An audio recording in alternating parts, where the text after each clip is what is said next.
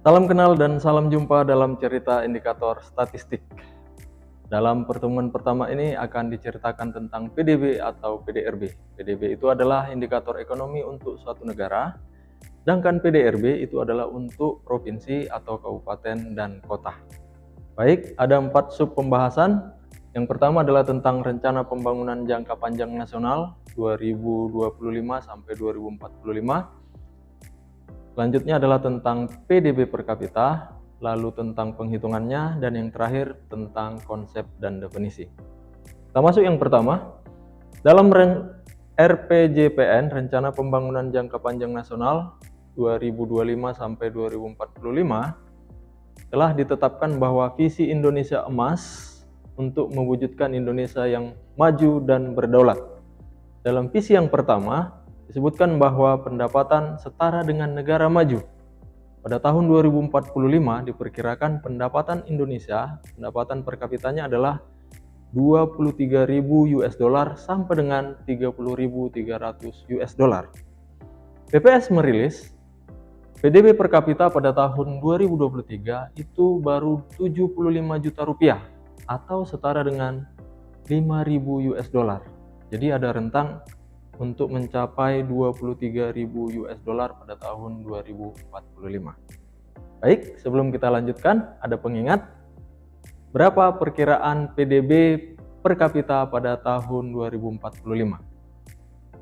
Ya, benar, 23.000 US dollar sampai dengan 30.300 US dollar. Pengingat yang kedua, berapa PDB per kapita pada tahun 2023? Ya, 75 juta atau setara dengan 5.000 US dollar. Selanjutnya, kita akan menceritakan dari mana asal-usul PDB per kapita. Untuk mendapatkan PDB per kapita, diperlukan data PDB dan data jumlah penduduk. Karena PDB per kapita itu rumusannya adalah sama dengan PDB dibagi dengan jumlah penduduk, ya. Misalnya PDB suatu negara itu adalah 1,5 triliun, sedangkan jumlah penduduknya adalah 300 juta. Ya, kita contohkan dengan satuan 1,5 triliun mata uang dan 300 juta jiwa.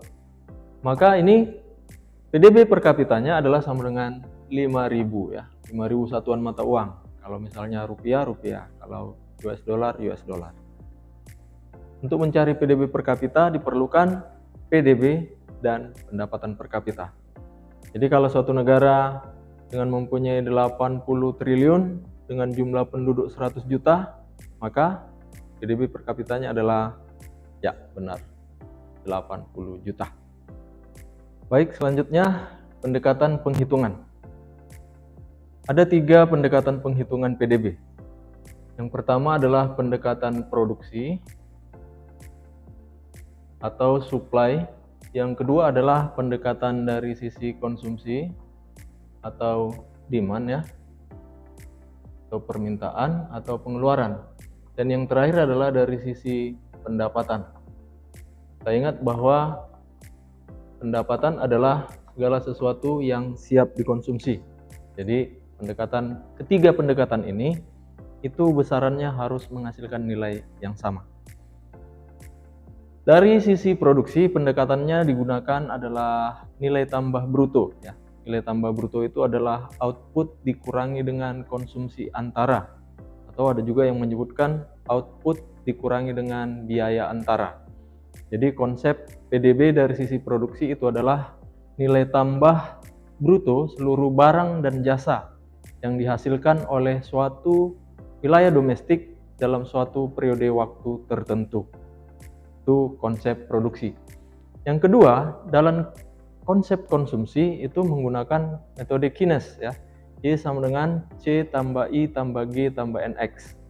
PDB itu adalah konsumsi yang terdiri dari konsumsi rumah tangga, ditambah konsumsi lembaga non-profit, ditambah konsumsi pemerintah, ditambah investasi, ditambah net ekspor. Net ekspor itu adalah ekspor dikurang impor. Dan yang terakhir dari sisi pendapatan itu adalah upah dan gaji, lalu surplus usaha ditambah dengan pajak atas penghasilan, pajak atas surplus usaha, dan subsidi. Jadi ketiga pendekatan ini menghasilkan nilai PDB yang sama. BPS sampai dengan saat ini merilis PDB melalui dua pendekatan, yaitu dari sisi produksi atau dari sisi lapangan usaha, dan dari sisi konsumsi atau dari sisi pengeluaran. Sementara dari sisi pendapatan itu bisa didapatkan dari tabel input output. Nah, BPS telah merilis PDB per kapita, PDB triwulanan ya. Jadi setiap triwulan BPS merilis angka PDB, yaitu pada bulan Februari, pada bulan Mei, Agustus, dan November. Baik, kita akan melanjutkan cerita tentang konsep definisi ya. PDB itu tadi didefinisikan sebagai nilai tambah bruto. Nilai tambah bruto seluruh barang ataupun jasa ya yang dihasilkan dalam suatu wilayah domestik tertentu oleh residen ya. Residen maupun non-residen.